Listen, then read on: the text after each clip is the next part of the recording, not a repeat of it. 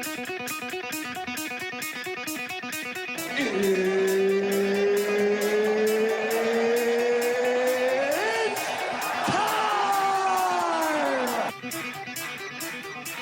time. What's up, boys? What's up? Welcome. Thank you. It's the inaugural Flyer Vault podcast. Feels like many years overdue, you know? Yeah. It was about time. Congrats. Thank you. Thank you for having us. Did you like the intro? I did actually. That got me a little hype. It got me hype. I was at the gym, then I was in the sauna, and I'm thinking, fuck, I should have a little bit of an audio intro for my first podcast. And I thought, Bruce Buffer, AC/DC. Yeah. Perfect match, right? How you guys doing? Amazing. Not too bad. All right, so we're going to do this Nardwuar style. So I'm going to start with the guy to my right. Who are you? I'm Corey Chaltas, and I'm a photographer in the city. Mostly capture concerts. Big concert fan. All right, Corey, welcome. Thanks for Thank joining you. us. Thank you for having me. Who are you? I'm Davyd Dehaan. I work security at concerts and hospitals. But to me, you're Davyd D. Yeah. Davyd D. Because your Instagram, because his name is Davyd. So I always think Davyd D. Yeah. There used to be a rapper called Davyd DMX. Davyd DMX. Fun fact for you. No relation to DMX. Oh, okay. I was like, oh. He used to always come up when I was R.I.P. young, searching DMX on LimeWire, and I always get Davyd DMX. Really? New to me. Never heard of that. You're too young for LimeWire. I am not too young for LimeWire. You weren't even alive during LimeWire. I was on I'm there. I was LimeWire. on Napster. LimeWire, Kazaa. Jeez. Okay, and the man in front of me, who are you? My name is Joshua, a.k.a. Juice of Kamakacci and Talk of Toronto. So since I noticed everybody's talking about concerts, I have thrown a lot of concert after parties. Yes. So Amongst many other things. yeah, so I've thrown concert after parties. So I feel like that's where I fit in to the intros. Well, and you also fit in because you have this thing called Talk of Toronto. Yes. And what are we doing right now? We're talking everything Toronto. So what is Talk of Toronto? So Talk of Toronto is it's a brand my brother and I started in 2005, and when we first started it, it was your guide to Toronto's nightlife. So strictly more parties, events, concerts, everything happening in Toronto, but we started it at a time pre-social media. So when we started it, we had like more like street team, putting up flyers, putting up banners, posters all over the city when there was events happening, and our job was to get a street team together and get out there, whatever it needed to be in Toronto. So here we are. The street team era. Street team era, yeah. That's Guerrilla how marketing. the Flyer Vault started. Mm-hmm. I used to have a trunk of like 40 or 50,000 Yeah. rap flyers. Yeah. That era. Like era. a trunk, you know, they say like a trunk of raw Master P. Yeah. Like that was my trunk with like Yeah. all rap promo shit, like Yeah. 50 Cent flyers, Black Star, Yeah. you know, all that kind of stuff. Yeah. So So same thing, yeah. Same era. We had CDs from labels, or we had posters that were sent to us, and our job was to always put the street team together and promote it and just get out there. So this is 2005, 6, 7, 8, pretty much in that time before we took it to like online. Yeah. So that's why I invited you, because you're also like a historian. Like when it comes to the niche that this guy serves is like the history of Toronto music and culture from like 05, Yeah. the DVD era Yeah, is what a yeah. lot of people call 04 it. Like to like 04 to 08, yeah. like 08, 09, Yeah. which is a very important era in our city because it cultivated a lot of talent. Mm-hmm. And a lot of people were going to your parties, and a lot of people were making demo tapes. Yeah. And you were there. You were Yeah. like in the front lines. Yeah. And like we see, you post all these old school photos. Yeah. In fact, just it's all coming back to me now. We initially got in touch with each other because I was trying to get in touch with Apple. Yeah.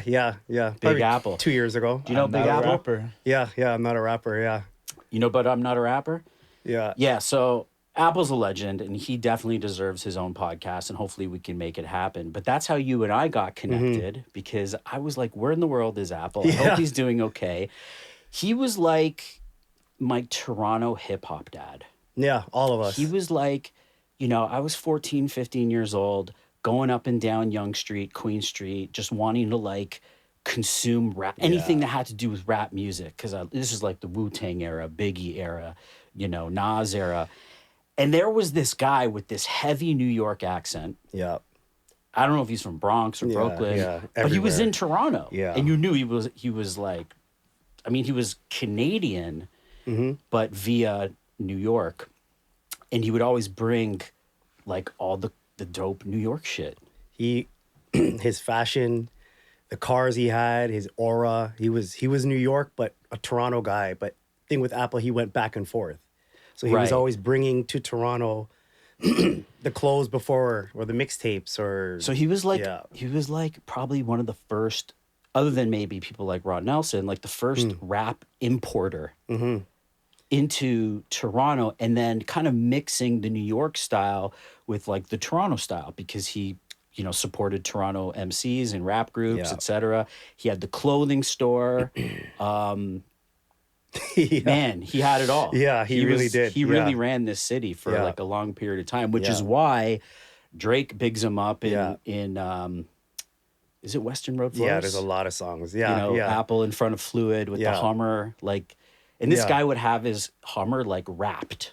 Yeah. Like, you know, like with like, and on his Hummer there'd be pictures of like Camron. Yeah, there'd be like the crazy diplomats shit. and like just things that, because at that time, like we didn't have social media at all. So you would see Big Apple's Hummer driving down Yonge Street with like, I remember like seeing like rappers outside the passenger seat hanging out the window, and they're just driving down Yonge promoting their album. It would be like Loon from Bad Boy, or it would be like legitimate artists, J.R. Ryder from the Diplomats, and they're just like vocally promoting my album. And then the Hummer would be wrapped with like Camron's new album coming next summer or something. Like it was just way ahead of its time. Yeah. And you were in the thick of it, and I was there. Yeah. Like I was observing, and I just remember like being a little youth from the suburbs and being like, this is so exciting, you know? Yeah, same with me. And that's how we initially connected, was through Apple. Yeah. And we connected because you're just a professional concert goer. Yeah, I'm always Every going. day you're tagging me on Instagram with another set list that you grabbed, or a fucking guitar pick. This is where some of them are coming from? He's a Flyer Vault. He's like probably top 5, nice. top 10 Flyer Vault followers. Just That's like nice. You're a concert junkie, Oh yeah. David, aren't you? Oh yeah. So, I'm always going. Like, why do you love concerts so much? I don't know. There's just something about them. The atmosphere, the way everyone just gets along. I miss that in society. Everyone just loves hanging out there. They're all there for the same thing, the show. We all miss that. Remember during COVID? Mm-hmm. What was your first, like post-COVID concert? I think it was Genesis at Scotiabank. Wow, that's in the book. I'm not sure if it was that or Chappelle, which one came first, but it was the same month. So I have an amazing picture of Phil and the boys right here. Oh, nice. So you were here. Yeah, I was in the 100s. Chappelle at Scotiabank. Yeah. Wait, so hold That was on. great. Chappelle and Jeff Ross, November 15th, 2021. And then a week later, 2 Genesis dates. So you were at both. Yes. Killer. If you go back a little bit, where's the break? Like, what was the first show there after? Okay, COVID? so let's review the COVID timelines, because what a fucked up time to live. Actually, that's it. 'cause that Right? right there is March 7th. Fucking 2020. depressing. Yeah, it was bad. We got like That's Okay, where it so- is, right there, March 7th. all right. So 2020. in my new book, Stories of the Stage, I have a full chronology of every show that happened in the 25 years of the venue. And so the last show before shit hit the fan was Eros Ramazzotti, March 7th, 2020. He's a comedian, right? I'm not too sure. Is he a Well, comedian? that was the last show before COVID. Or is he like an Italian singer? I should know these things, but I really couldn't tell you much about Eros Ramazzotti. He's either a comedian or an Italian singer. I'll get back to you. But anyways, that was the last show before all the lockdowns happened. March 7, 2020. Then It's All Black, right? Which we kind of show in the book. It's just emptiness and sadness, right? And then remember how there was like different laws? There was like multiple lockdowns, and like we were like half open, and then we went back to lockdown, then we like got open again. So the next show was Ricky Martin and Enrique Iglesias, October 7th, 2021. So that means we went about a year and a half, no shows, right? But then check this out. After the Genesis show that you went to, there was another lockdown. And so from November 2021, it was dark until March 2022. And that's when things started to open again. Isn't that crazy? Yeah. Dude, sometimes I forget that we lived through like the Twilight Zone. Oh yeah.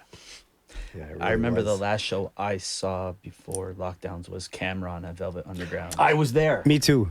Great show. You there too? Yeah. As soon as he said it, I was like, oh my gosh. I think it was February 28th. That was That was not a because it good has show. nothing to do with Scotiabank Arena, but I didn't want to say it. But that was my last show. That was I the was last You one can- I it went doesn't to. have to just be about Scotia. You can talk about anything you Okay, want. okay. I was there, And then I'm that all- was Okay, it. so hold on. Let's talk about the camp show at Velvet. I It's thought actually it the was first time I've terrible. seen it. It was terrible. He The lives sound in yeah, was I shit. would love to time. talk about it because Velvet Underground is my least favorite venue to see and shoot shows. Why is at. that? It's small. It's narrow. The sound is bad. and I'm a Good huge location. Camron Wow. fan, and I was like, Okay, It was so weird though because he was lip syncing Yes. for a lot of it. that's why And I then was he got- recording him, and I'm like, He what? kind of got into it more with the older records, but with the Purple Haze 2 Yes, records, he was yes. fully just Oh lip my syncing. gosh. And then people were booing. I know, like, and Like it's like I've never heard anybody talk about it. if And they I'm were like, handing out tomatoes, people Yeah, would have thrown tomatoes Camron. at Camron. he That was like Jimmy Carr. it was actually my first time seeing him too, and I'm like Me too, I'm in person, 34, yeah. so like when I was a teenager, it was Dipset, rock, like that whole era. So I was like, I had tickets to that Dipset reunion show that I think was slated for Yeah. Cool House that Yeah. got canceled. Like I've just never seen him. I've missed every show, and I was very, very. I remember the lip syncing, let down and by I'm, that. I'm recording with my phone, and I was like, I'm like dazed. I was like, what is happening? He's literally lip syncing. You can But the see backing it. track wasn't even good. It Yeah. was like it was too loud. Yeah. It was like the And then weirdest it was karaoke shit ever. Near the end, he stopped lip syncing and then Yeah. he started rapping. and then it 'Cause was the vibe- exciting. yeah, I remember The old happening? records. There was a lot of tension in the air. Yeah, it was. And I think he building. or one of his guys was noticing that the crowd wasn't happy. Because look, if you're a performer, you have to. The crowds can always shift and change. You have to manage the crowd. And I think he realized that the crowd was starting to turn on him. And I think at that point they turned off the backing track, Yeah. and he's just started doing Gosh, bars, and it yeah, was like, yeah. okay, fine. But what we didn't realize, looking back in retrospect, that was a super spreader event. We for sure all got COVID that Yeah. night because this was literally I know. a week before the world shut Yeah. down, That and was that my was last also memory, yeah. so that was my last show before COVID.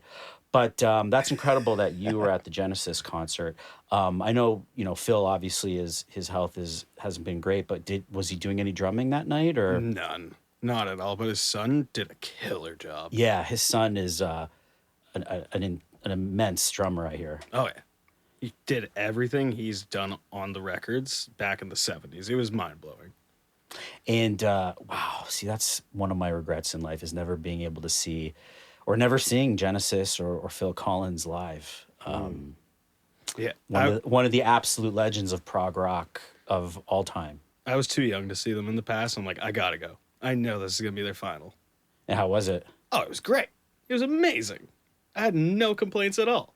Well, maybe that he was sitting in the chair the whole time, but he's not doing the best. You know what's funny? Both of our return, like after COVID concerts, were both at Scotiabank Arena, and both involved performers that were sitting on a chair. Wow. Because what shirt is that? Rage Against the Machine. That was my post-COVID I show. was at that show too. He had a broken And foot. Zach's I foot had a was broken messed foot up. at that one too. Man, I feel like all of society were just mangled after COVID. We were just broken legs, broken minds. We needed to get back to like community, to music. And that's why like when COVID ended, the concert game just came back roaring, like booming. And it's been booming ever since. Especially this year. It's been a huge year for concerts, Oh yeah. right? Wow. Yeah, that Rage. So you were at that Rage show also. Yeah, huh? I was, and I was actually just talking about that today. How that was one that was postponed due to COVID as well. Yes, it was. Like over a year, maybe Right. 2. It was supposed to happen. It was about what, 2 years, yeah. Yeah. like 2020, 2021? Yeah, then they. So whenever it came did back. you go to show 1 or show 2? That's a good question. I can't remember. The one where Tom got knocked. I can't remember. Okay, then if you don't remember, it was probably show 1. Okay. I went to both. Oh, you went to both? Oh, I was mangled. Damn, you went to 2 raves. Oh, yeah. Dude, you're on another level. You're on another level. So, so were you there at the second show? Like, okay, you were there, but where were you when Tom got dropped by his security guard who was trying to protect him from the fan who was parkouring onto the stage to get to the pit, but Tom got knocked by his security guy, fell into the press pit, lost his guitar. The whole arena took a big sigh, and then Tom just like puts his hand up. He's like, "Fuck yeah!" Grabs the guitar, and they keep going. You were there. Oh, yeah. Tell me about it. That's crazy. I'm not gonna lie, I was pretty wasted at both shows, but I was in the accessible section near 104 because like a week prior, I folded my foot into my leg, destroyed it, and I had pit tickets, but I lucked out with going to accessible after going to fan services and stuff. Shout out to them, by the way. I was pretty drunk, but I thought the show was over then and there. They weren't going to finish Killing in the Name, and he came back out and they restarted. It was amazing. Yeah, Great time.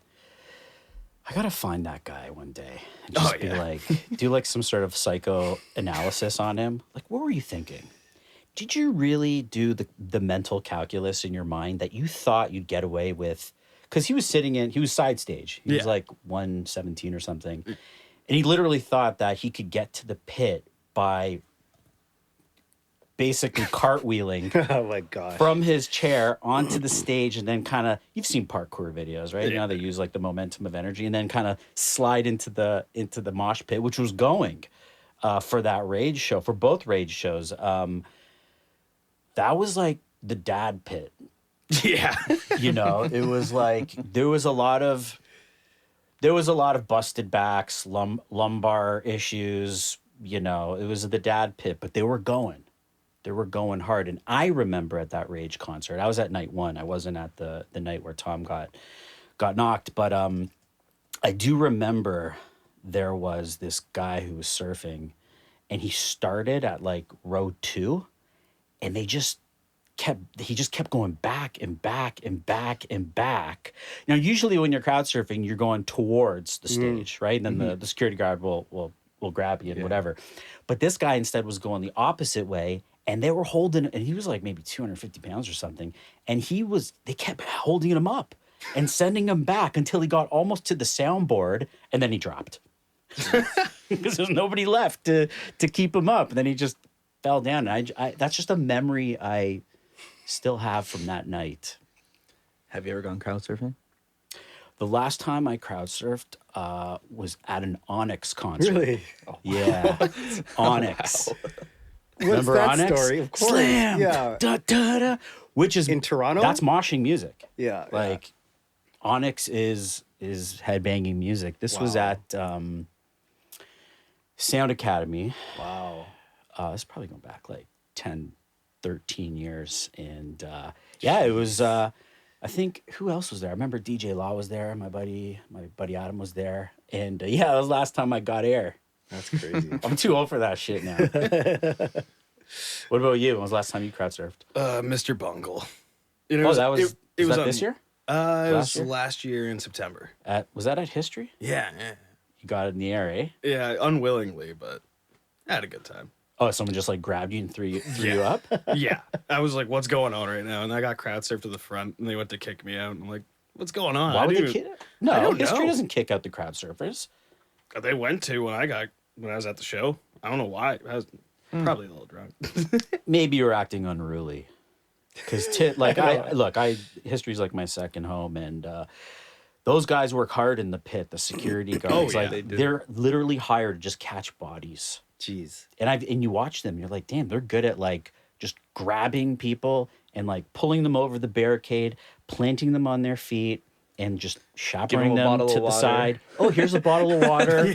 History is the most everyone has different experiences, but from what I've seen and what I've experienced, History is the most like fan-friendly venue that's cool. in the city. They'll literally pick you, they'll grab you from the crowd surf, give you, a glass of champagne and escort you to the side so you can do it all over again. That's history. It's funny you worded it that way. I think it was a Death Grips, and I seen this old timer. Guy was like, he had gray in his hair. He would surf, get brought to the pit, and repeat. I saw him do it like 7 times because I was in the side stage there, and he made my night. He was so funny. Some concert goers are just on a whole nother planet.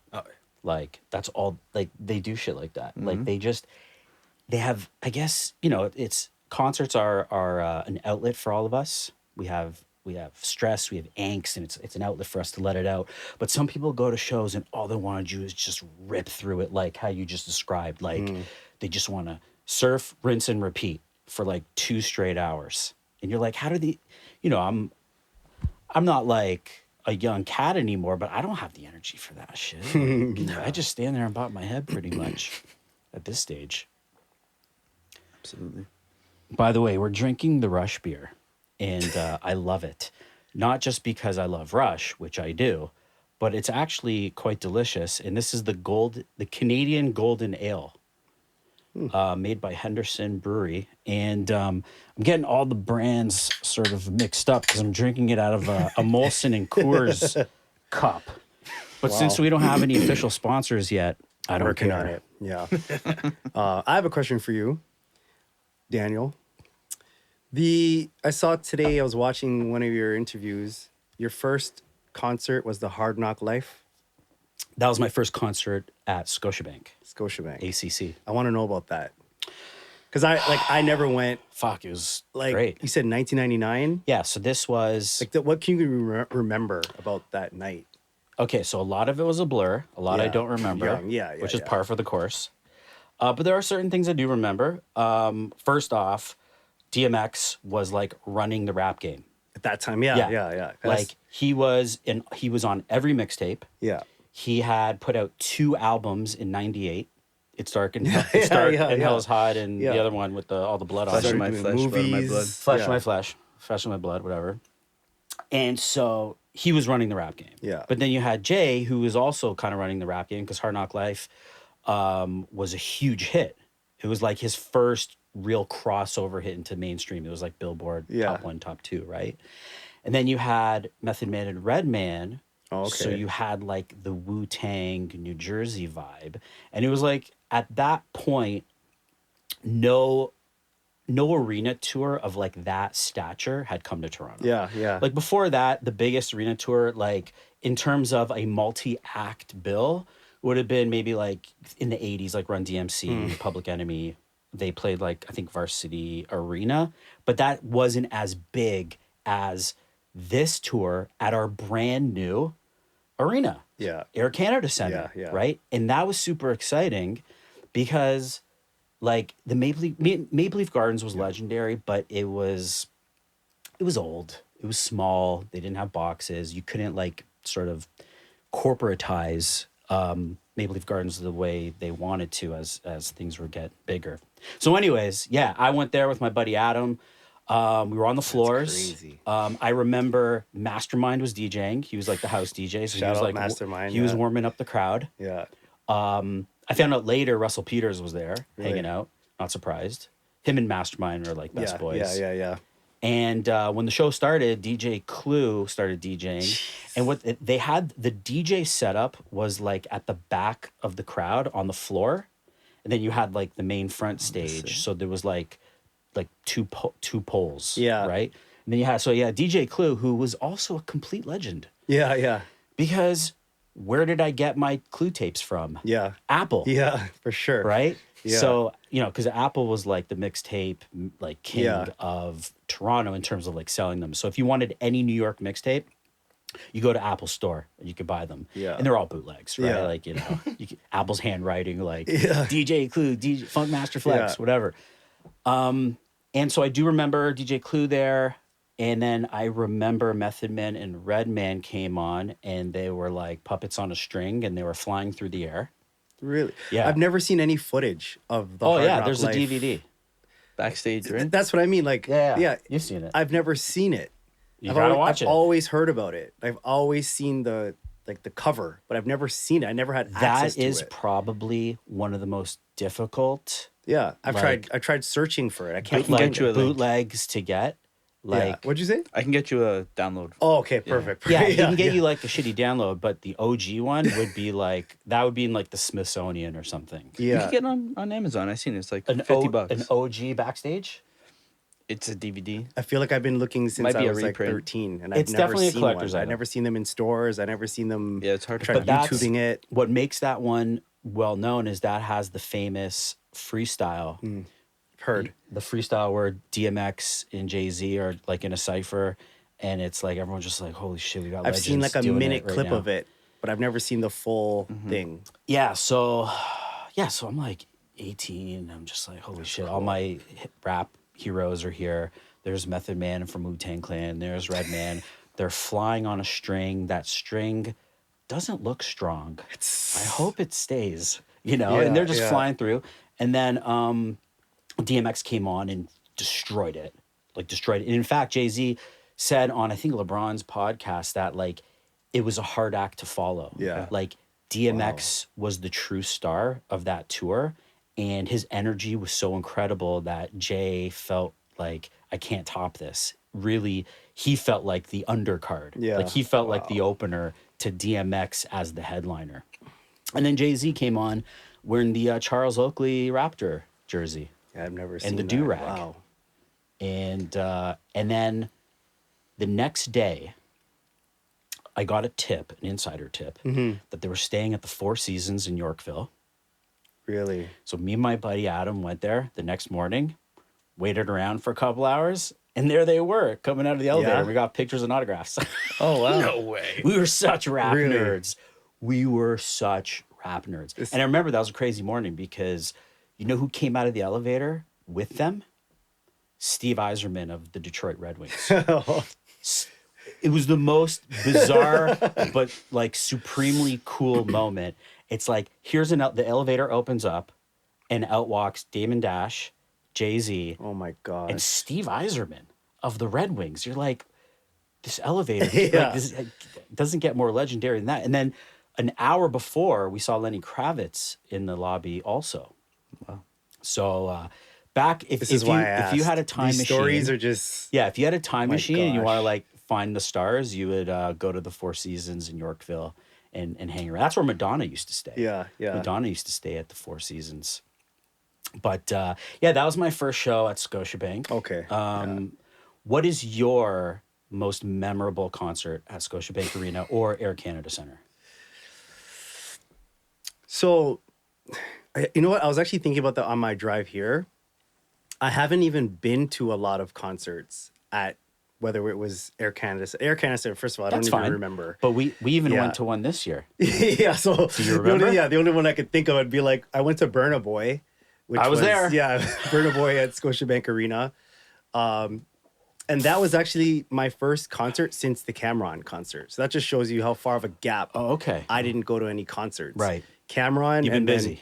Yeah, in that time I got married, had 2 babies, Congratulations. all during COVID. Mazel tov. Yeah, during COVID, married, 2 kids, popped them out. I thought the world was over. I'm just like, let me So live you're- out my I'm dreams. going for it. Yeah. World is going to end. I'm Yeah. fulfilling all my dreams So- right now. That's why for me in like everything, like I took a step back, personal life. So from Right. 2020 to 2023, I just literally got married, had kids. And then Burna Boy concert was my first concert since Camron, and I love that show. So I was a went, good met show. up with him. And Six Mom. Yeah, and Six Mom. Shout out to Six Mom. Shout out Six Mom. Yeah, we had a great time. That night was a lot of fun. I couldn't name you one Burna Boy song.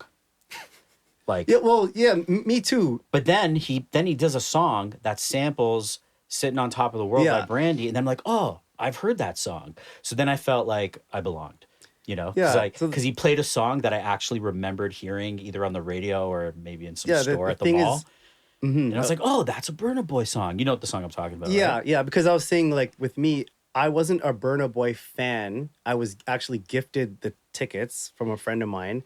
So when I went to the concert, I didn't know any of the music, but it was an amazing show. And it's same thing. Like it's like after that night, I went and downloaded like 2 of his albums. I started watching his music videos, Yeah. and I became a Burna Boy fan. Right. That was a very good show. After that show, yeah, He's from Nigeria, I think. I believe so. Yeah. Yeah, so this London guy is, by way of Nigeria. oh, okay. So Yeah. like originated in Nigeria, moved to London, Yes, around there. Yeah. and he did 2 nights at Scotiabank. Oh wow. Was it that same time? Yeah, it was I 2 didn't even know nights. that. Back to back. Wow. Pretty sure it was. Yeah, can't remember. That's and on that like last configuration, that's a good 30 to 35,000 people. Oh, And I think that was actually big because that was the first African like headliner, pop artist to headline Scotiabank Yeah, Arena. it was dope. I know And- Ashake did a show right before after that as well. Who? Asake or Shake, I'm probably saying that wrong. I'm not sure. ASAKE. Right Yeah. around that same time. But that Burna Boy doubleheader there is crazy. And we were in the Scotia Club. Yeah, for that, the that was show. Beautiful. also my first time. And if I recall, you had the Caesar salad. yeah. I had a Caesar salad, Yeah. glass of I- red wine. I remember the weirdest shit. Yeah, Caesar salad. You were glass- chomping on that Yeah. Caesar up in the Scotia Club. yeah, that was Enjoying yourself. last year, March maybe. I think February, March. No, this around year. that time was it? This year, March. Okay. Yeah, you're right. That was Oh, you're right. You're that right. was Q1 of my concert calendar. I Oh, do my cool. concert calendar in financial like quarters. Q1, we were at the Burna Boy. Yeah, that was cool. What was your top show this year? And it doesn't have to be at Scotiabank, but do you have a show? Because I know you're the super concert fan, right? And you go to shows a lot. In fact, I remember seeing you outside Scotiabank when you gave me that very nice Budweiser stage poster, which was super gracious of you to do, and I really appreciated that. And if I recall, was that Childish Gambino that night? yes, it was. And Tell me about it. funny enough, I actually didn't really enjoy that show. Why? I don't know. Something was off about it. Like, I saw his previous tour, loved it to pieces. But this tour, I was just like, this is weird. This isn't. Was he His Childish normal. Gambino or was he Donald Glover? He was like Tron. Like, he was wearing like this outfit, just standing there dancing while lasers were going. They were playing the song. It was weird. I'm like, I'm not a fan of this. This is boring. So you went in as a Childish Gambino fan and left not a fan? Oh no, I'm still a fan. Oh, okay. Still a fan, but I didn't like. But that definitely show. not a highlight for the concert year for you. No, it's probably the lowest point, I'd say. So what? Okay, well, since we're talking about bad concerts of the year, so I guess that's yours, Probably my Childish worst, yeah. Gambino. What would be your worst concert of the year? Worst concert of the Yeah. year? Been to a lot of shows this year. I'm gonna let you think about that. Yeah, let me while think I about it. while I mention mine. I still enjoyed it, but it was a sloppy mess. Echo and the Bunnymen At the history. at History. He was wasted, and shoot. he was picking fights with fans, and I think he was forgetting some lyrics. What's that song? The Blue Moon song. I think he fucked up the lyrics a couple times.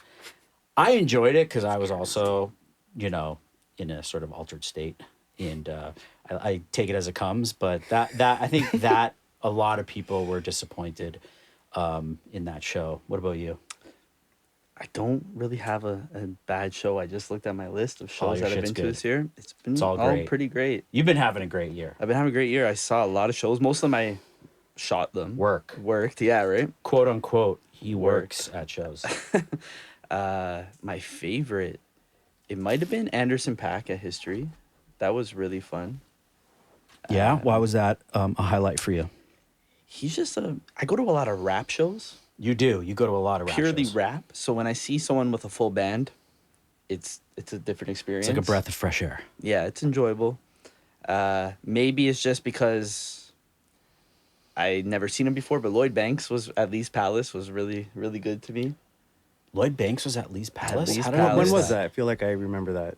I didn't go, but May? okay. Honestly, I can't so, remember. like recently. Yeah, this year. Yeah. This year. He was at Lee's Palace. I've never seen him before. Me neither. One of my favorite guys as a teenager. He did a lot of tracks I wanted to hear. No backtrack. Like, I That's don't know. dope. Those are the things I look like for at a show. 2 turntables and a microphone. Yeah. he Classic. Killed it. And I was shooting it. Got some good shots. really enjoyed that show.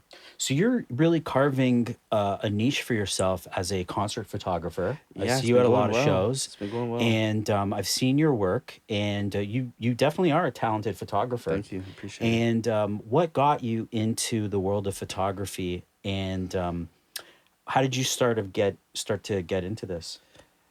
It's pretty recent. It's under 2 years. I've always, I have a lot of friends that are in the music industry. I go to a lot of concerts, and I just got a camera. I'll be honest, I just got a camera, and one random thing led to another, whether it's a cold email, a connection, chance encounter, and it's just sort of snowballed from there. And it's been going really, really. Do you remember really the well. first show you shot? Yeah, absolutely. It was my boy Wave Montega at North by Northeast at the Drake Hotel. Wow. July 7th, 2023, I think. Wave Montega. I don't know him, but I want to know him. Yeah, With I was a name like that that, name Wave. sounds cool. with a Big name up like Wave. that, I want to listen to that. And then the second show I shot was K Forest at Longboat Hall. And then I won't go through the whole fucking list, but I shot Hot in Here Festival the next day At Downsview Park. at Downsview Parks. That was only Right. my third show, and I was rubbing Was that shoulders the one there. with Rick Ross and Fat Joe? Yeah, Rick Ross, Fat Joe, Nelly. Chingy, Nelly, I was there. Akon. Really? Jeez. So that was There's only someone the I'm leaving third out. show you shot? That was the first show I shot. I made sure I had like 4 batteries, 3 memory cards. And I that didn't was know a- what to expect. like when you're shooting, underground at the Drake Hotel versus like a big festival It's outside. different. How do you approach it differently? Because those are two totally different settings. Yeah, like for one, at the Drake, there's no pit. you're pushing through. But to be honest, there's not a big difference. But shooting a festival was really fun. Shout out to the people over there that put that show together. I'm sad they didn't get to do it this year, that it got canceled. Yeah, that's a whole nother Yeah, I heard story about some Lil Wayne privy and- information, but yeah, it was supposed to be Lil Wayne as the headliner, and turned into a disaster. yeah, it's a shame it didn't Jeez. happen. It was a good lineup, and now I see that they just announced a tour of Nelly, Jermaine Dupri, Ja Rule, basically Yeah. that whole tour. But that's Live Nation. I yeah, saw that yeah, yesterday. exactly. Popped up on my. So they're Do like, the math. yeah, exactly. That's unfortunate, but that show was great. It That was show a good was great. opportunity. I had a lot of fun, and I got a lot of. It's funny. I ended up getting a lot of access I wasn't supposed to. I was backstage, like in the outdoor green room. I was on stage, and those are all the shots they used for me. The places I wasn't supposed to be. It was very funny. Yeah. The backstage candid stuff like that. But it's like you're saying, it's like the chance encounters or the unplanned areas or the areas you shouldn't be is usually where the magic is found. Absolutely. Right? And it's a lot of like just kind of being confident and going for it. Like pushing through to get that shot or Because you're always thinking, where's the best shot? Like, is it here? Is it there? Is it this angle, that angle? Oh, where's the You have to artist? go for Where's it. the You can't be artist shy right about now? it, Where yeah. are they going to be? Because I guess in your I'm thinking world, about which hand do they hold the mic? Okay, let me get on that side so it's not covering their face. Just anything and because everything. it's that one shot that can make the difference. I call it the money shot. You want that. the money shot. I like the close-up portrait. But other people like wide. It's there's a lot to learn. I will say another favorite show of mine this year for 2 reasons was Don Tolliver at Scotiabank, which Yep. I shot on behalf of the Flyer Vault. You were my correspondent for that. And it was my first time shooting at Scotiabank, which was special. But I also got to meet Tom Pandi. Tom Pandi, the- legend of the game. You might say he's the star of Stories of the Stage. Tom Pandi is the resident photographer of Scotiabank Arena. He's been shooting there now for many years. And honestly, even though I'm the author of the book, you could put his name in the front and it would still work because his photography is all over this book. And some of his shots are truly spectacular. I'm going to find one of my favorite ones. It's a Rammstein show that he shot in 2000, I think it was 2011 or 2012. It's fucking amazing. Where is it here? I think it was 2011. I think my favorite shot is that Ozzy close-up. Yeah, that's another great Yeah. one. The Ozzy Osbourne one. Here it is. Let's see if we can get this on the camera. Rammstein Lieb ist für alle da Tour. May 8th, 2011. And look at fucking Till with all the fire and the That's fucking crazy. leather and, you know, all the shit that they do, all that like fucking S&M, BDSM bullshit, all that fucking German metal industrial shit that they do. Dude, you put it on your bucket list. See Rammstein once in your life before you die. I think did they book Rogers Arena? I keep telling my Live Rogers Nation Stadium. friends, What's the get name? Rammstein at Rogers Stadium.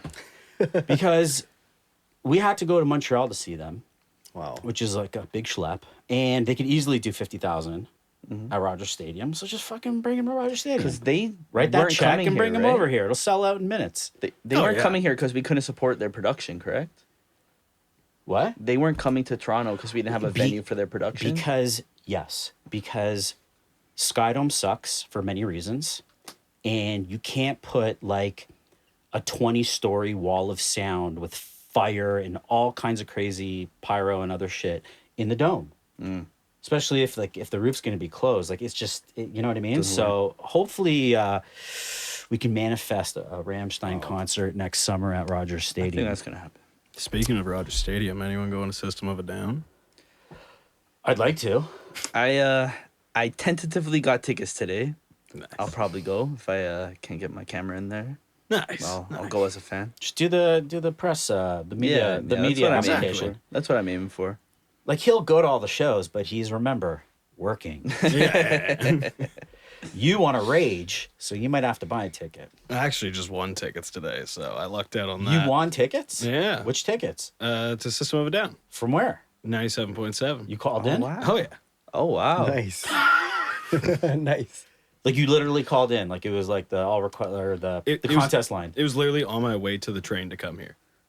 To come here. Yeah. Dude, you should, So like you should that play the lottery classic tonight. call in the radio, win a pair, fifth caller wins tickets type of yeah. thing. And so the guy in front of me, because there was like a queue for people to win, and if you got the question wrong, went to the next person. First guy got it wrong, I got it right, got the tickets. Wow. What was the congrats. question? Oh, I can't remember. It's something about Deftones. Dude, you're on another planet. Yeah, You in the really moment are. he knew. But I love the fact Yeah. that you won concert Wow. tickets on the radio on the way to this podcast. Yeah. Good energy, man. That's epic. So you must be excited. You're going to go to Oh, Rogers yeah. Stadium next year. I'm pumped. Let's just hope they build it in time. That's Is it my like only concern. how far along are Can they? you believe they're selling concert tickets to a venue that technically right now doesn't Yeah. exist? But like all they gotta do is like put in the Yeah, I stands, know. like grandstands, and Yeah, then just yeah, call it'll it a day be- with the floor. It won't be a very like technical lift to do it. In fact, pop-up venues is like a thing now. Yeah. Adele, for example, I think she played like 6 or 7 shows in Munich, and she brought the venue. Wow. So that So was not part only of the did she bring production. the production, like, you know, speakers, but she brought stage, Really? bleachers. Like it was literally like a pop-up venue that she, you know, this is how insane the concert industry is becoming. That they do this kind of So stuff. she made all the money. She must Man, have Adele, Farm to table. Yeah. Adele is Yeah. like Celine Dion of this generation. She is huge. Mm-hmm. I'm not a fan. That's just not my style. Like she has a great voice, Yeah. but you know me. I like my rock and roll and hip hop and techno and all the. I like the harder shit, just like you. Yeah. You like the harder shit. What else is announced for Rogers Stadium right now? Coldplay, Oasis. Oasis, Oh yeah. System of a Down. I think that's it. There's got to be more. I think they only have those. They're not going to and build a maybe whole one more. venue for only 3 but Coldplay's doing Coldplay- 6 nights? Yeah, and they 5 totally nights? made their money back with that. I bet Jeez. you those Coldplay shows pay the venue and then some. Like Oh, yeah. the build of the venue. Wow. I'm sure some of my Live Nation friends might be watching and be like, bullshit or yeah or not. But that's my hypothesis is that just on Coldplay, the venue pays for itself. And this is meant to replace Bud while they're doing the renovations there. Right. Okay. Right. Because we love Bud Stage, mostly amphitheater, but it's been 30 years. Mm-hmm. And remember, like, they can't drive revenue for 8 months of the year, right? Because it's an outdoor amphitheater. So it's going to be an all year event venue. which is I don't know. Oh, that's for the renovation. It's gonna be all year now. Yeah, so I posted. I don't know if the renders have changed, but I did post the drawings I missed it. like a year ago, and it's gonna have sort of like an airplane hangar kind of look to it, and then it's gonna have these massive doors that can, open and close and create like a climate controlled indoor environment. But then in the summertime they'll remain open. So Oh, thank goodness. But is it gonna sound like shit? let's hope not, and let's hope the lawns are a vibe. Oh yeah. Yeah. 'Cause yeah, that's a very unique experience. I hope they keep the lawns and the outdoor during the summer fuck, vibe. what a year at Bud Stage it was. Oh yeah. Chili Peppers.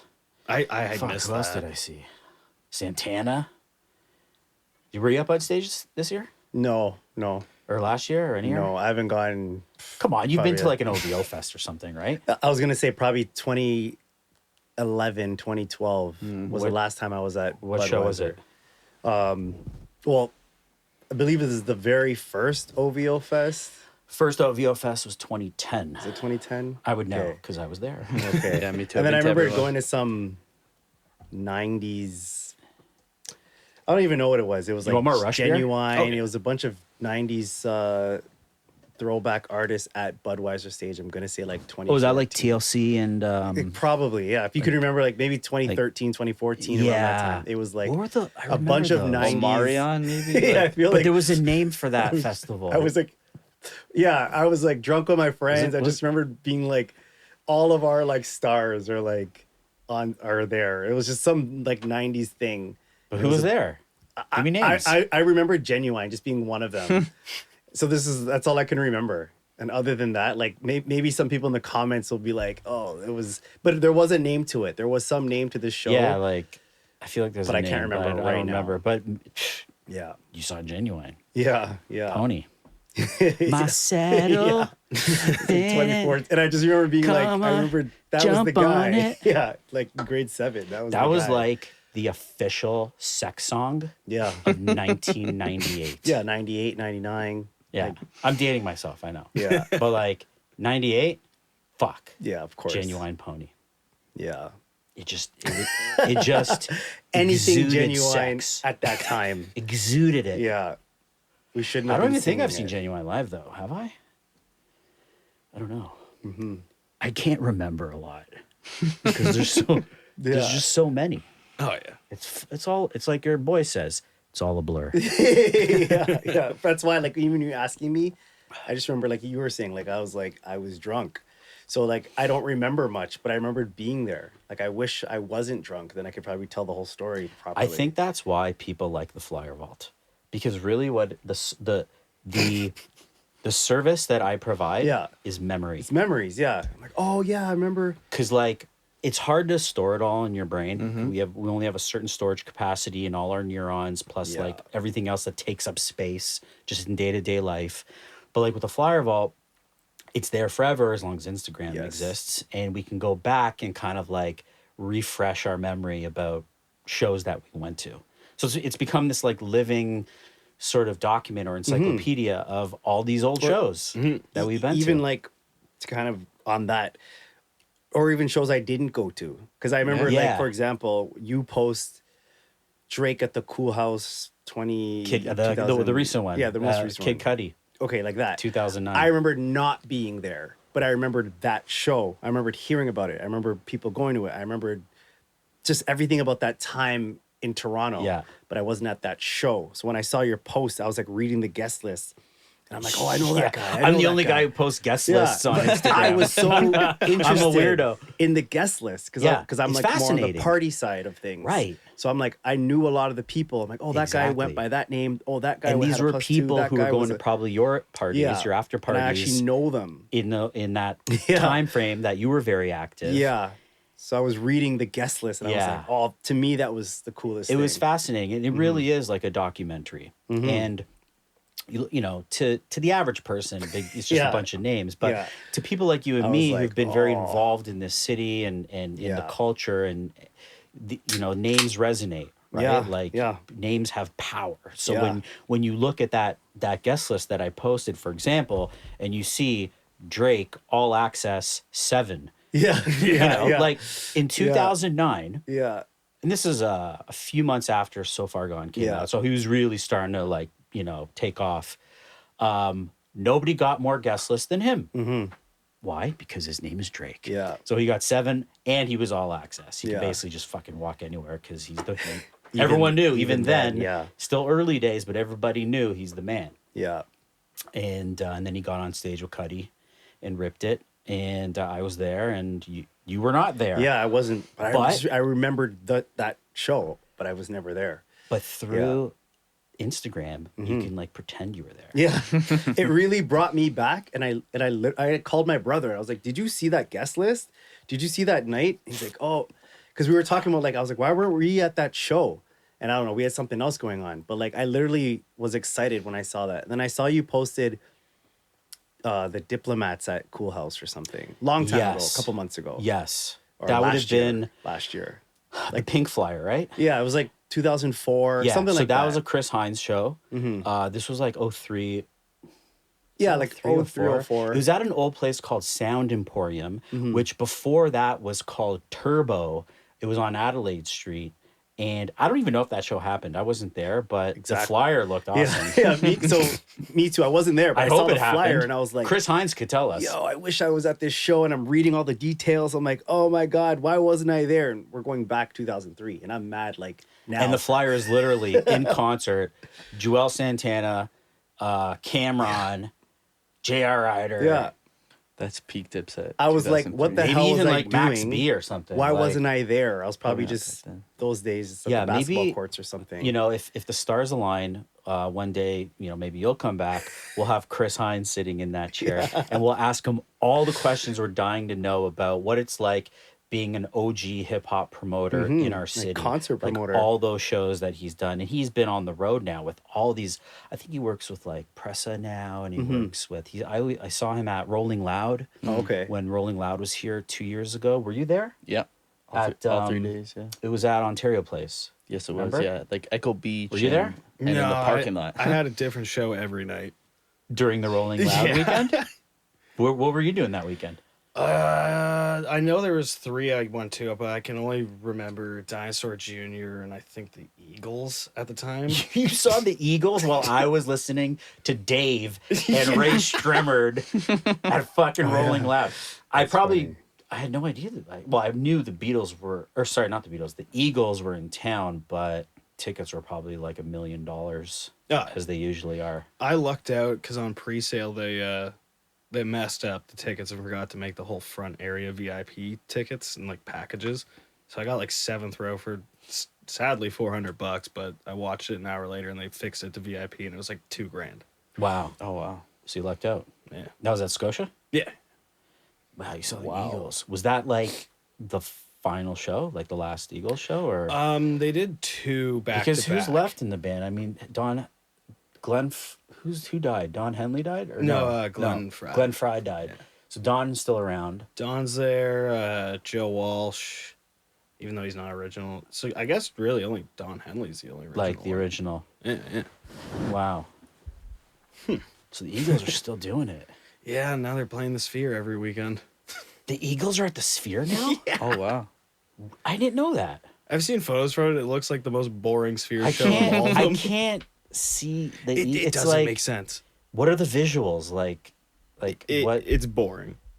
like a like, cow on a here- pasture or something? Like what would the Eagles Here's a Ford truck. Okay, like say when Hotel California goes on. What are the visuals? Beats me. Well, we gotta look into that. Because that's the draw of the Sphere, right? The Yeah. giant screen. Yeah, but you need psychedelic music to Yeah. truly have the Sphere experience. Mm-hmm. I haven't been to the Sphere, but my friend Snackman has. He was there for Dad and Friends, and I think he did 3 in a row. And each night he was on a different narcotic That's jokes. because he really wanted the variety of experiences, right? So we'll have him here one day and we'll talk. We'll get deep into the Sphere, but wow, I can't believe the Eagles are there. Yeah, it's weird. We're all waiting for Tool Oh, to yeah, play yeah. at the Sphere. We're all waiting for that one. We're all waiting for Tool. It's going to be insane. Holy shit, that would be like The peak Sphere show. that would be like your soul just gets like what's the word I'm looking for? Just destroyed. Like you would be like in a good way, but like you would leave your body. Oh yeah. For sure. You would not be of this earth if you saw Tool at the Sphere. Oh yeah. Were you at all 3 days of Rolling Loud? I was at 2 days. 2 days. Yeah. The main thing I remember was Dave, the UK rapper.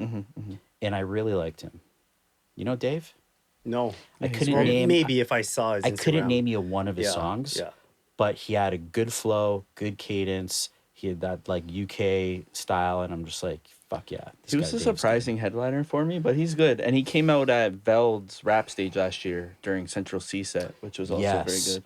I was there, Yeah, I shot that. and I remember everyone was like, "Oh, is Drake gonna show up?" That was what they said. Because here's the thing, because Central C just had done the On the Radar freestyle, right? And he was like really, the song. What's the song? How does it go? Like, how can I be homophobic? My bitch is gay. Blah, blah, blah, Oh, blah. that one, Yeah, yeah. that one. So he was like really hot at the time, and I think there was some OVO fest also happening, and people thought maybe Drake would show up at Veld and join C on stage. Didn't happen. Oh, shoot. And what did you think of that? The UK stage at Veld. Honestly, it was a great lineup for me. Like, I'm a big fan of UK genres, grime, drill, what have you. I think the placement of the stage was not good. Not great. When you walked in, you couldn't actually even see it. It was far out into was like the far out, corner, yeah. tucked away. It was a great lineup. I think they did really well with the bookings. And by the time Central C came on, it was rammed. There's people all the way up the hill. Like, it was rammed, but it took a while to get going. Yeah, that Took a was. while to get going. It took a while to get the momentum going. But yeah, like And, I'm a big fan of a lot of art. Like, Unknown T was there, K Trap was there. Like, I love those guys. Oh, so I you're really into the UK scene. Yeah, I love that set list. So other than like Dave, Central C, who's the other guy? Starts with a G. Are you Gigs? talking gigs? Yeah.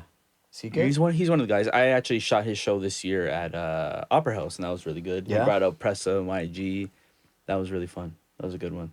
Well, so you should like make like a mixtape or something. Get like UK rap. What do you call it? Grime rap, for beginners, because Yeah. that's a genre I haven't really I guess it'd be a playlist. dove deep into yet. But I dabble in it. Yeah, you would like it for sure. Yeah. Absolutely. Well, I like many different types of music. I like that. I'm that's very, cool. eclectic in my tastes. You know, I'll fucking And, go to all and you seem different like you're types like of shit. well-rounded in every genre. Like you know so much about any genre. Because That's the amazing world to of me. music Yeah. is so vast, right? And there's so many different sounds and styles and time frames and nobody should be stuck in one, one genre or one mode, right? And I think the more music you can experience, especially live music, the more well-rounded of a person you become. It has like an effect on your aura, right? Because you're experiencing all these different vibrations and frequencies that come at you in different waves depending on the kind of music it is, right? And so that's why I remember like many years ago I decided like I'm gonna just consume as much music as long as it sounds good. I think it all started when I first heard the Beatles. Jeez. When I was a teenager, right? Because my father wasn't a Beatles guy. He was a Beach Boys guy. So I grew up hearing the golden oldies like Chuck Berry, Yeah, Little yeah. Richard, and all that stuff, and the Beach Boys. But my dad never fucked with the Beatles. So I actually didn't like truly discover the Beatles until I heard Sgt. Pepper's probably when I was like in grade 10, grade 11, which is pretty late for the Beatles. I mean, newborn babies listen to the Beatles. Yeah, and then at that point, I just said, like, especially in the world of rock, like, there's so much out there. So yeah, just it's good to stay Well-rounded. well-rounded. It's good. All right, let's all take a deep breath. So what we're gonna do is we're gonna take a long breath through the nose, 5 seconds.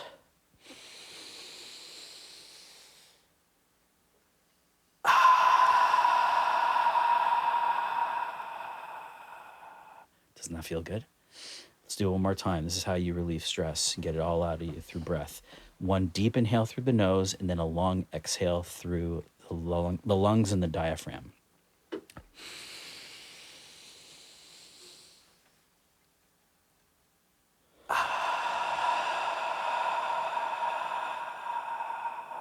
Fuck yeah. Feels good, eh? It does actually. It's rock and roll. Dude, I feel reborn. breath work, breathing is everything. I always It's forget. It's the No, key to you're- life. Yeah. This is the shit I'm learning in my old age, in my my yogi age.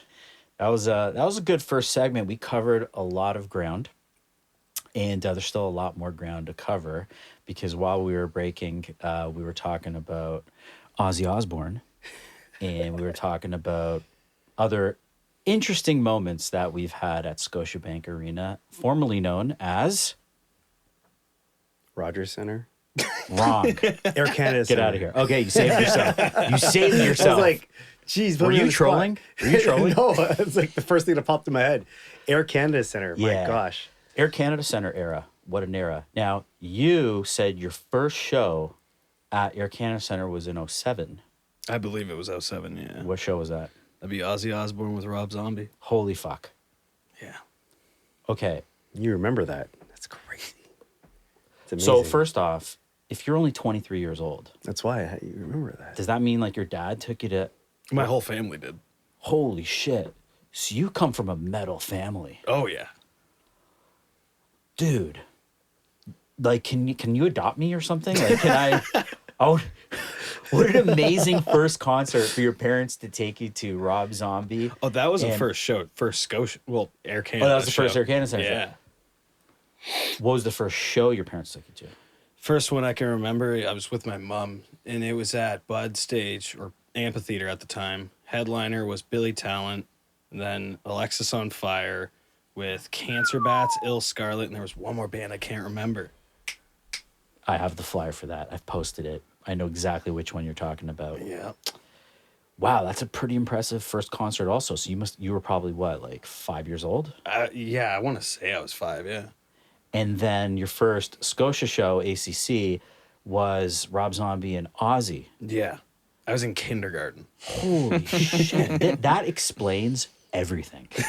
Now I look at you and I completely understand how you became Davyd D, That's following the dope. flyer ball, going to shows every weekend, going to and remember when we were at Rolling Loud, he did Dinosaur Jr., Eagles, and Method Man and Nas back to back to back, right? I can't remember if Wu-Tang and Nas was that same weekend. I had to fact check that because I was at Rolling Loud and I went to that show at Bud. Was it the same weekend?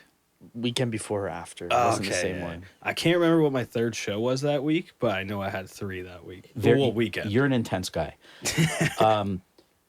Tell me about you being in kindergarten and your parents was it your mom and dad took you or your dad took you? Like, my walk us mom- through that night. It was my whole family, but I remember when I was... It's hard to remember because I was a little kid at the time.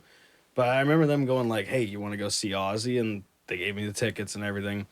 We went to Air Canada Center. I was mind blown by how it looked outside and everything with the big sculpture they had at the time. I believe it was at Gate 6 or something. Yep, that's where it is. Yeah. Where the screen is. Yeah.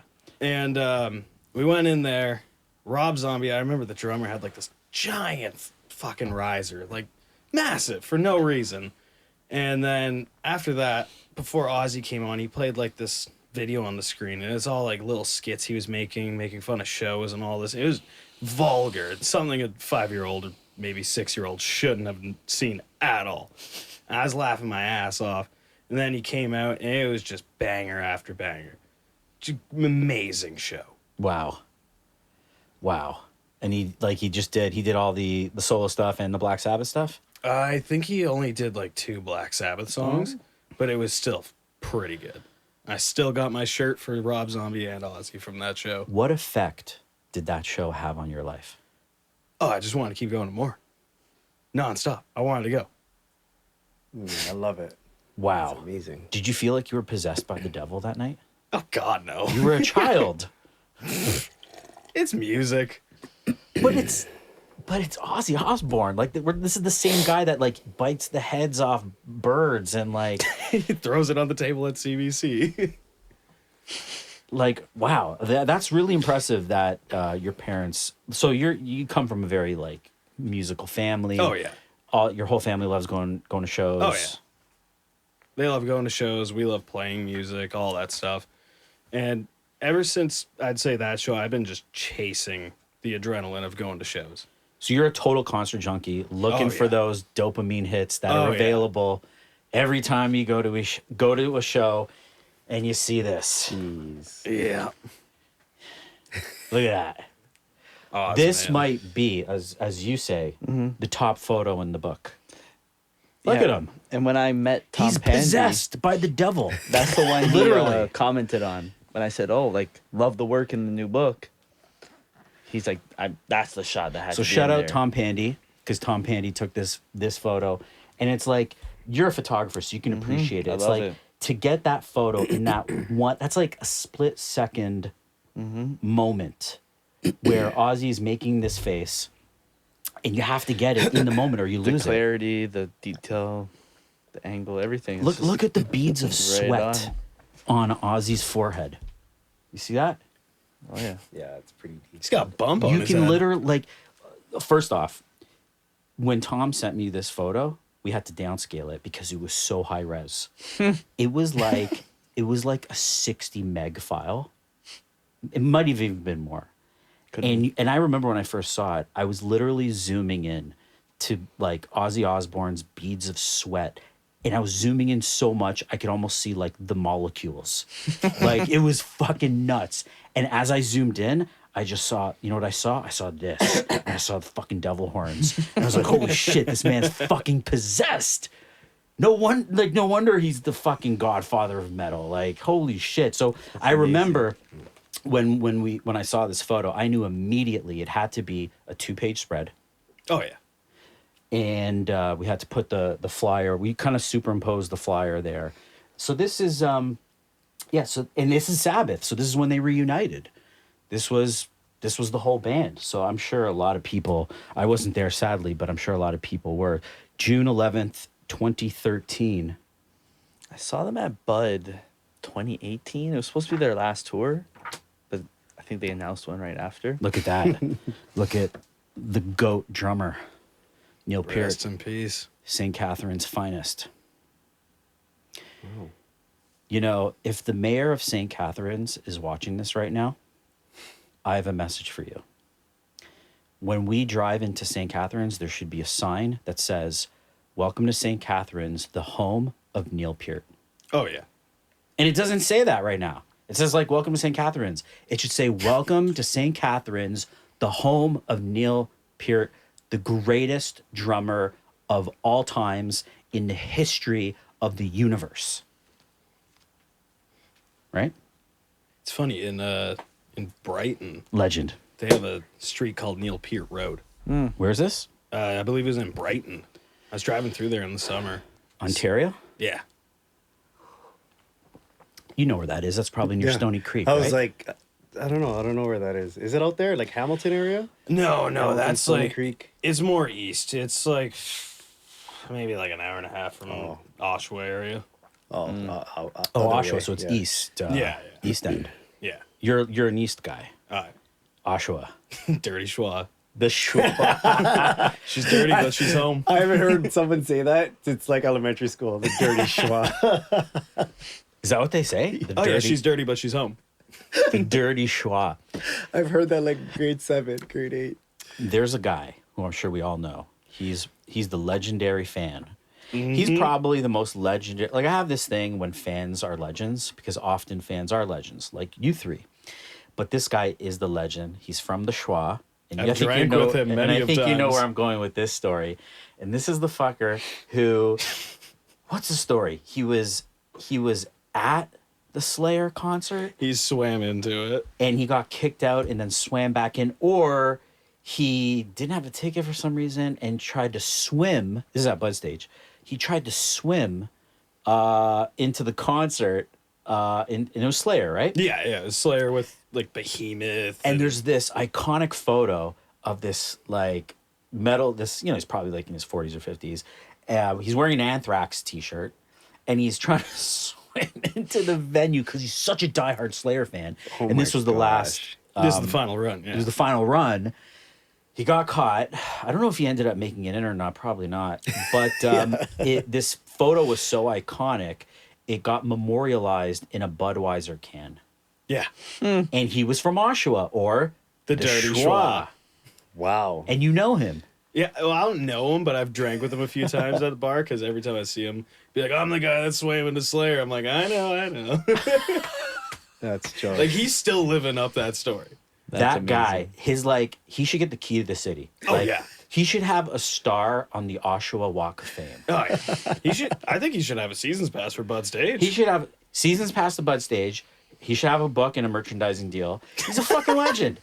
His love of fucking heavy metal is so passionate that he jumped into dirty ass Lake Ontario to try to see his favorite band. Yeah, they should at least do like a documentary or something about that night with him. Oh, yeah.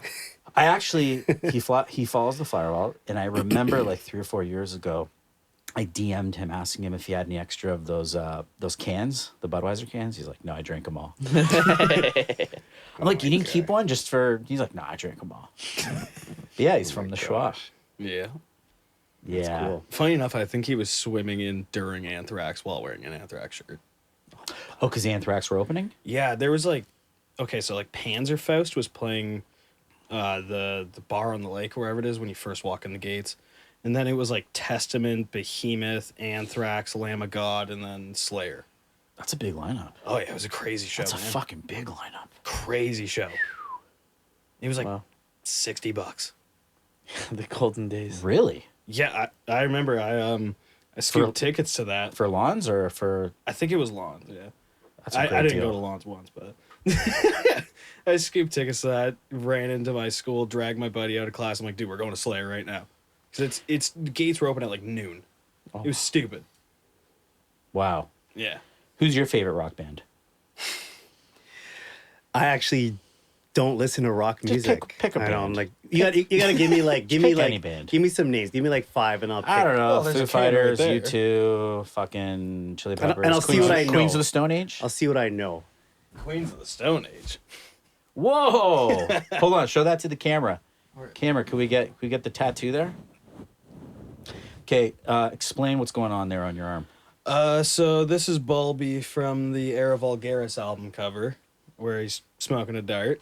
And I'm planning to get the other light bulb, the green one, right here, where he's drinking a bottle of beer. I just love Queens of Stone Age. As soon as I said Queens of the Stone Age, your face just lit up. What can I say? They're great. What about you? You a rock fan? I'm not a big rock guy. I'm a hip hop guy. You're a rap. You're a rap man. I wish I knew. I'm aware of the music, but I can't name. Look, let's just call a spade a Rock spade. music. You're a rap man. Yeah. You're a rap man. I do go to That's your at shit. least one And that's metal show a fine, year, yeah. though. I go to like one metal show a year. You're also an R&B man.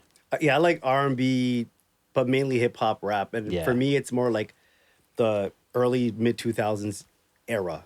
I really stay in that era, like in terms of what I listen to. You on love a the day-to-day. classics. Yeah, I'm all about like late 90s, early 2000s, mid to like 2008, 2009. And then I actually don't really listen to much new music. I should, but I'm You do listening you. to old playlists Nobody all is day. obligated Yeah. to listen to new music Yeah, and I'm stay relevant. Early Okay? 2000s hip hop all day. It is not easy Yeah. to stay up to speed not easy. on music because there's so much new music coming out. And it's like, I'm sure this has been studied, but music resonates with you at a very certain time and age in your life. Usually your teenage years, maybe university, and the music you're exposed to at that time in your life tends to stick. And you're going to love that Yeah. for life. That's me Doesn't mean now. you can't love new music, but that becomes like your core. And that's Yeah, I'm like That's the core for listening you. to like 1999 Cash Money still to this day, Yep. because for me that was entering into like grade 9, Yep. like around that time for me. So I stay in that era of the Rockefeller, the Wu-Tang, the Cash Money. Remember G Juvenile? Unit. Huh. Yeah. Yeah, like when that album came Huh. out, that CD, I bought it at HMV. Like I remember that was exciting for me. He has I a rem- show coming up with a band. Who? Juvenile. No. I I think saw it's they in dropped it. January. Juvenile with a band? Because Live he band.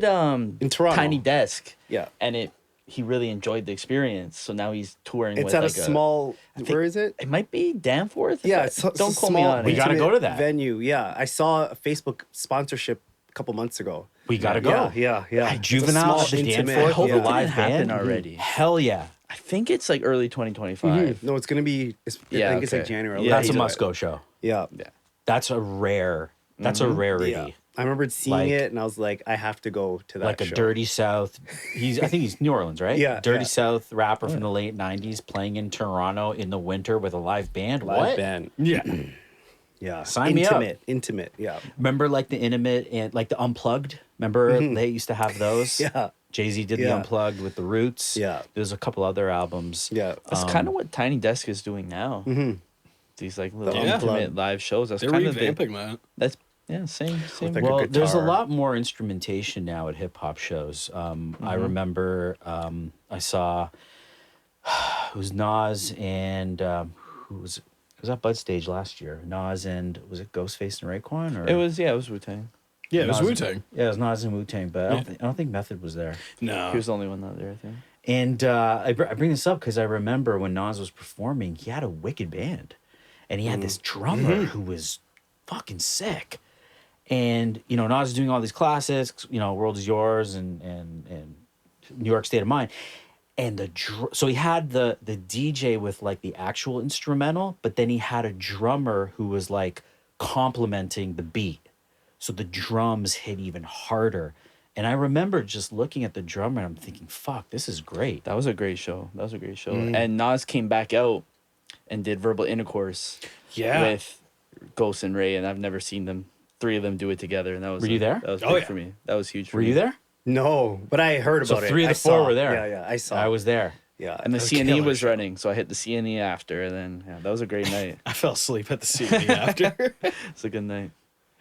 You're like my friend. He goes to shows, he gets so ripped, and then he just passes Snack out on Man? the street. I make No, a, not Snack Oh, Man, okay. Toronto Beer Club. I make a conscious effort to not get too wasted at shows these days. Well, most of the time I'm working with a camera, but He once fell asleep in a bus shelter. you forget it.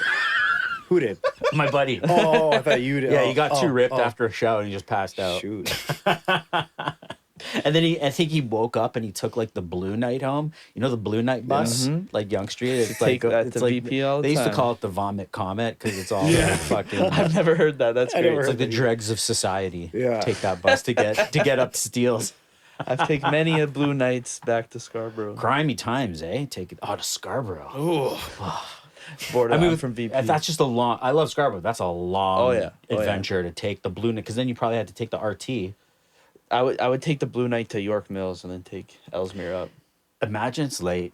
You went to a show. You're fucking drunk. Blah blah blah blah blah. And you got to get to Scarborough, and maybe you got no money. Uber's not running or whatever. There was no. You have to back take. then, yeah. And you have to take like the Blue Night to the RT to Well, like the the RT to stops, like the right? to like the McCowan bus. Maybe you got to get to Markville Mall or some shit. Remember Markville Mall? Yeah. What's crazier is that Scarborough's in a worse place now with no RT and everything. Yeah. How's Scarborough doing without the RT? Well, I'm downtown now, but from what I understand, it's horrible. There's just these shuttle buses going between town center and Kennedy, and it's just way Ugh, slower. shuttle buses. They get stuck Ugh. in traffic, going through Progress and blah blah blah blah blah. The only time I want to murder somebody is when I'm on the subway and I hear that stupid chime like an announcement's coming, and I'm like, don't fucking say it. Don't fucking say it. And what do they say? Shuttle buses are running. It's like last every stop, weekend now. Blah, blah, blah. And it's like, you fucked us again, TTC. It's every Who's running weekend. this bullshit? Yeah. And then I don't even take the shuttle bus. I just take if it's like that, I'll take the Bixie bike and I'll just ride the bike because it's literally faster than Oh, the, yeah. than Oh, the yeah. shuttle buses. And I don't want to be like sardines Yeah. on a bus. Should this turn into a bike lane advocate segment? Well, that's a whole nother. That's a big issue right now in the city. But let's put that on ice. I don't want to be a buzzkill. I want to keep it keep it music focused. Yo, what about some like cool stories? Like, have you guys ever had conversations with any of these artists? Like, you working with one, have you bumped and had a I conversation? got this question the other day, and to be honest, at shows, not too often, unless Yeah. I've like recorded an interview or something. Or are they after like, they sound take your picture, check. or you take their picture and they're like, what's your Instagram? Or like, It Bluetooth happens. it to me or It something. happens, but usually after the show, Okay. like, or like their management will reach out, or Yeah. their management will reach out to who hired me. Most of my like artist interactions have been like on music video sets and stuff like that. Didn't you do something with Jessie Reyes? No, not Jessie Reyes. I thought I saw you on a set No, with her. I've never maybe. had the chance to shoot her. Maybe you're thinking Coi Leray? Yeah. That's exactly what I'm thinking. I had the opportunity to be on 2 days with her on set. The '97 Dragon. He A shot music video. Yeah, he shot 2 music videos for her in the city, and those are 2 long day sets. That's great that she Very came great. here to shoot a music Yeah, video. with the '97, you know, shout out to him. He's put me on a lot. Is Brings me on he a lot a of producer sets. He's or a a director? director. He's a director. 97. And, yeah, and he's, like I said, he's definitely the most sought after director in the city. And yeah, she came all the way here. She's from New So Jersey. Coi Leray has there's a couple Toronto connections with her. I mean, I don't know a lot about her catalog, but number one, she used to date Pressa. She picked out some Toronto Right. history So and slang she's for me. dated a Toronto. That's when I first heard her name. A It was Toronto that man's. Pressa time. Right, her and Toronto Yeah, man's yeah, she Pressa. loves it here. But also, our friend Six Mom was in one of Coi Leray's videos. She told me about that. Yeah. I forget the video, but I was like, oh, that's that's really in dope. LA or Yeah, was I it- think it was in LA, but Yeah. I think it was the video that used the beat, The players. the players beat, yeah. right? And Six Mom was in that. So there's a couple Toronto connections with Coi Leray. It's cool that she came up here to shoot Yeah, her she was video. great. They used my photos for press and stuff. That was good. That was a great experience. Do you know who her dad is? Benzino. Benzino. Oh yes, I did see something about that. From the yeah. source. Yeah. See, Benzino's like that's the rapper like that. I used to buy his music. Yeah, I think he was like a 2004. part owner of the source, or Yeah, he was, yeah. Absolutely, absolutely. Then he Yeah. battled Eminem, got Yeah. dusted, and then he got lost to history until his Yeah. daughter became huge. Yeah, I know his musical Those are some of the career best disses. never resurrected after that time. I feel like he never had much of a musical. Yeah, he no, had 1 or 2 hits. No. Yeah, Like one you or said, you 2. bought his music. I was gonna say, really? Yeah, like I bought like I Your bought, like, definition of a hit yeah. and my It definition of was a hit like- are very different. 1 or 2. That's all I can remember. Like in high school. Yeah. Yeah, those 2 Eminem disses are nail in the coffin in the source. Those are some of Yeah. the best. When's that Coi Leray video out?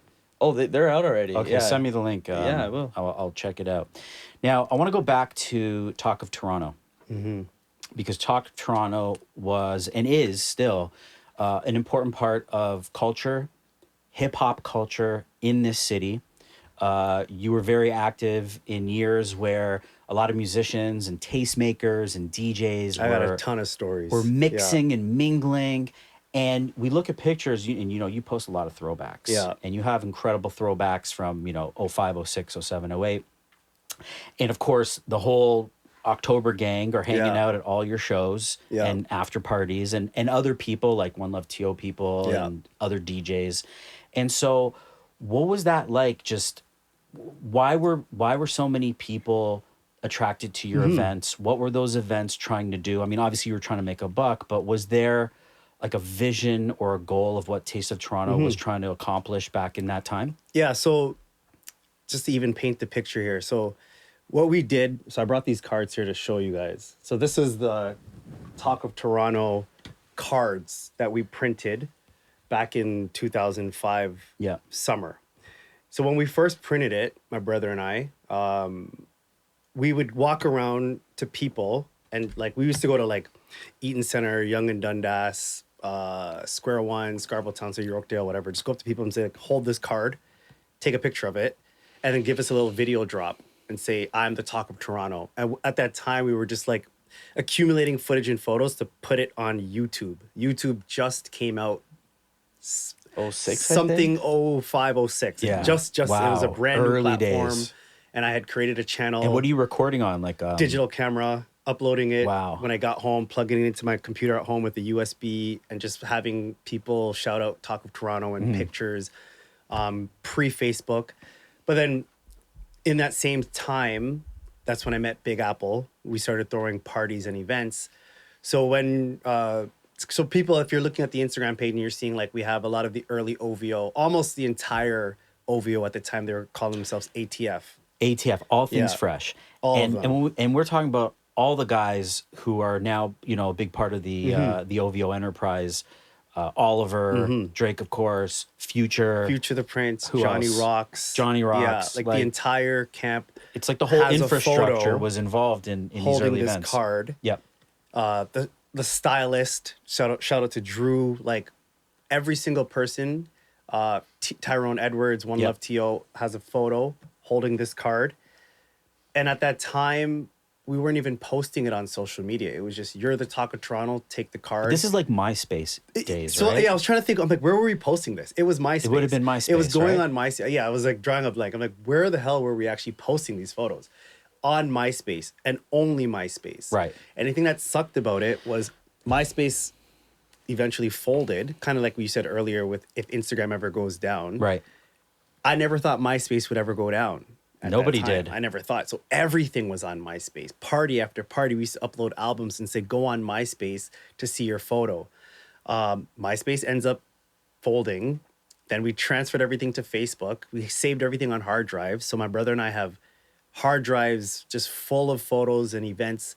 And this is now to give you some history, like Toronto Raptor after parties, a lot of like, I'll say like Drake's early birthday parties in Right. 2007, 8, 9. And what around that venue? time. Like what clubs are these at? What venues? Like Fluid Lounge, Inside Nightclub, Escape Nightclub. So this is the Richmond, Peter Street, right. Duncan, Back when the club Adelaide. district was popping. The Richmond and core- Adelaide. Yeah, like the core club district. A club called Essence. Those would have been like sort of the last days of what the club district used to be. It was a very short era. It was like 04, 05 to like 08, 09. And then they started And then it ended. breaking things Bringing it down. to King Street Well, and stuff. yeah, they King, Queen, they just started moving. But at that time we were doing like a lot of like Little X or Director X.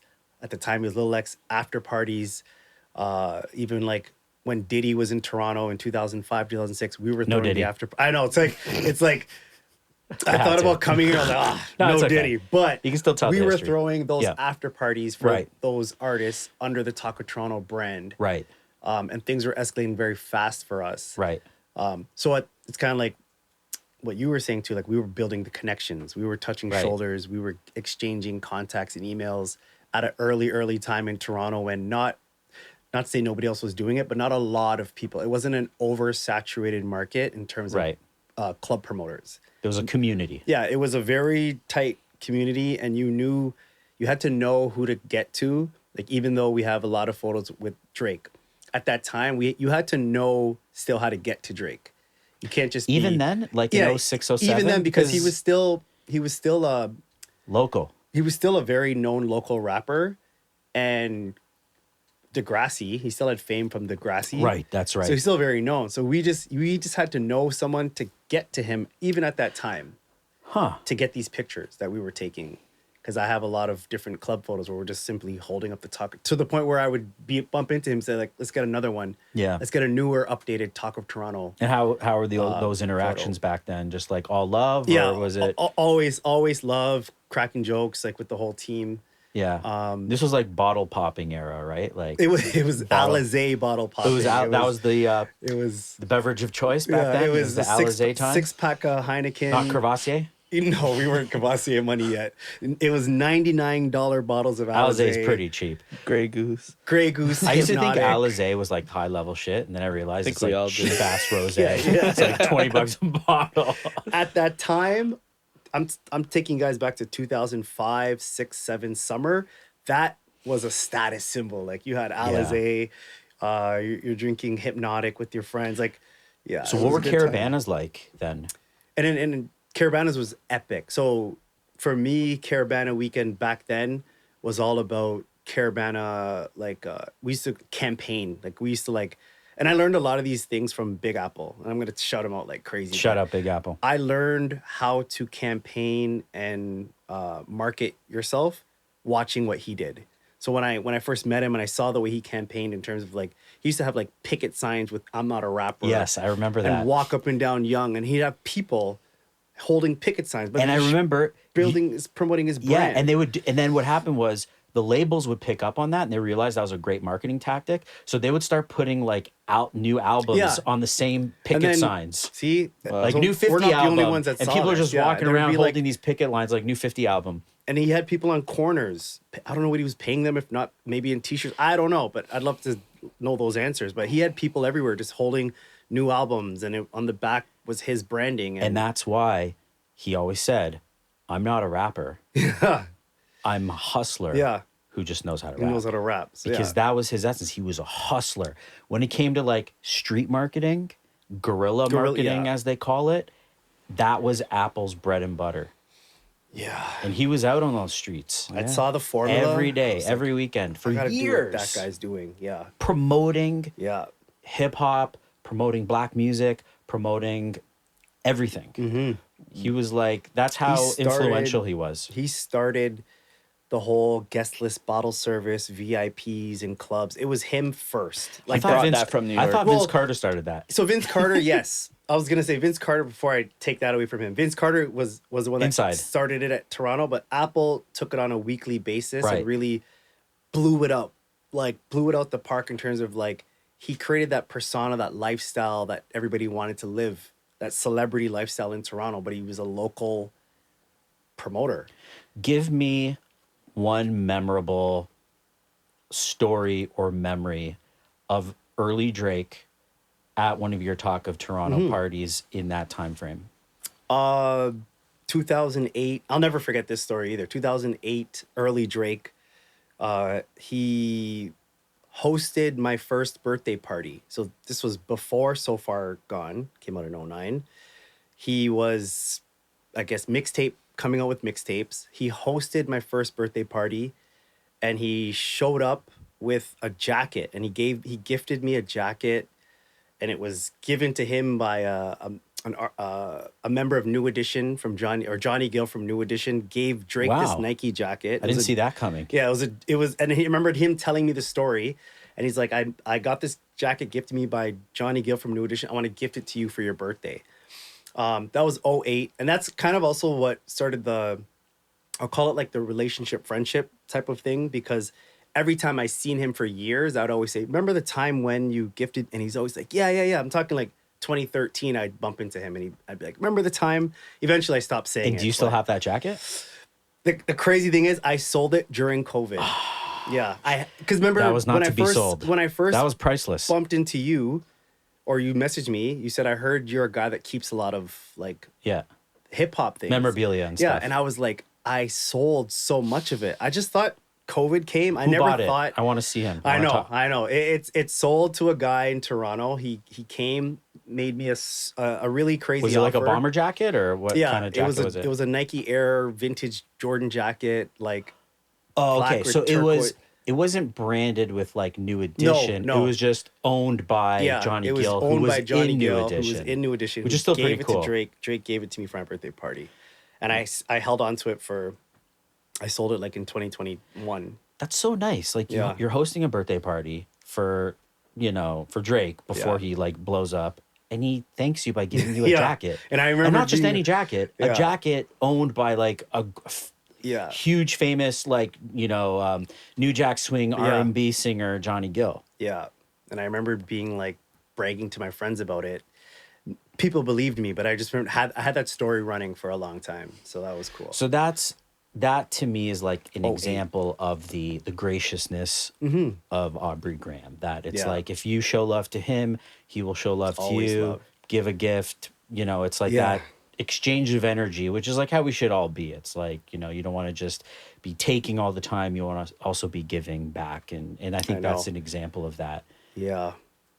Yeah. That's why I remember when I first met you and I was like, I wish I kept everything, because I had flyers, I had all the posters, I had all in shoe boxes. And then my wife now, when I told you the story, when I met her and I was living in my mom's basement at the time, and I had posters all over the walls of all the flyers and parties that or after parties that I'm talking about from that era.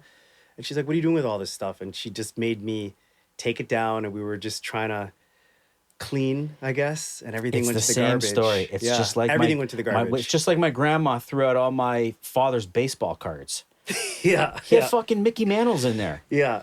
Everything went to the garbage. He had cards that who knows how much they'd be worth now, but you know, moms don't know, and they just throw shit out. Yeah. Right. Luckily, I don't even know how all my stuff made it. When I see your videos with the bins, I'm like, oh, this guy actually has everything. It's crazy because just like, as you know, I was doing the street team, the guerrilla marketing, working for Jonathan Ramos, promoting rap shows for many years. And for some reason, I just kept everything. Exactly. If I saw a magazine, I just grabbed it. Like Peace Magazine, Pound Magazine. Yeah. Sometimes actually Eugene from Play to Record, and I'll never forget this. I don't know how it happened, but every Thursday, which is a big important day at Play to Record because that's when a lot of the new music would drop, Eugene would have a box of tons of magazines, and the corner, like the UPC or the barcode would be cut off for some reason. And he would just be like, "You want them?" And I'm like, "Yeah." And he would just give me this box of all these magazines, like Source, Vibe, all sorts of magazines. Wow. And I still have them to this day. I have 3 massive bins of magazines at my house. Dating back to 1991. I wish I had a... I think that's my biggest regret. I think the oldest magazine that I have is a magazine called Right On. And it was basically like a hip-hop R&B magazine. And I bought it because I was a huge Belle Biv DeVoe fan. And you brought up Johnny Gill from New Edition, and BBD were in New Edition. And so that resonated with me. I still have that one.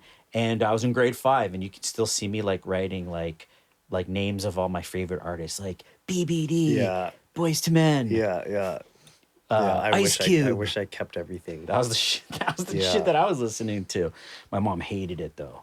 She thought rap was ruining me. Yeah. All of our parents. That's why like my dad tried to keep us away from it until rap music. Yeah, until like you said, like grade 8, grade 7, grade 8. That's why that's a battle they're not going to win. My first time buying music was in 99, 98, but he tried to keep us away from it. Once I realized as a youth that I could get 13 CDs for 1 penny.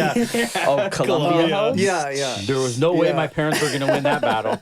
So you Columbia House. Remember that? You don't know. You're too young for that. You're too young for that. I still remember though. I had stacks of the Source, and I would look at the back and see Columbia House, but I never did it. It sounded too good to be true. You know how much money I owe those people? But I knew about it. Yeah, I think my mom did. But the deal was you get 13 CDs or cassettes for a penny. And then in the fine print, you're supposed to buy like 8 or 9 at full price. And then once the letters started coming in, like, I would just fucking rip that shit up, throw it in the garbage. Yeah. So that was the greatest thing as a kid. It's like now music is free, especially you were talking about LimeWire earlier. Yeah. But Torrents. before LimeWire and torrents, you could basically jack music through the Columbia House offers, which is exactly what I did. That's how I got my first NWA tape. Jeez. Wow. Through Columbia House. Yeah, I was very young, like buying CDs and then downloading, burning CDs. I was selling mixtapes at my high school. I was very surprised you mentioned LimeWire because you seem too young for the LimeWire. Yeah, like era. so I actually said 98. I was 8 years old, not grade 8. Oh, okay. That's when I got into music around 8, 9. Rough Riders was like my thing. Like so he came in at a good, perfect timing. Perfect time. Yeah. 98. And I'm very grateful. Very grateful for the era I came in. 98 was a great year for hip hop. DMX was like my all-time favorite artist. Wish I got to see him live. Like very disheartening. Wow. I saw DMX live in Detroit in 2021. Was it the Rough Rider reunion? Really?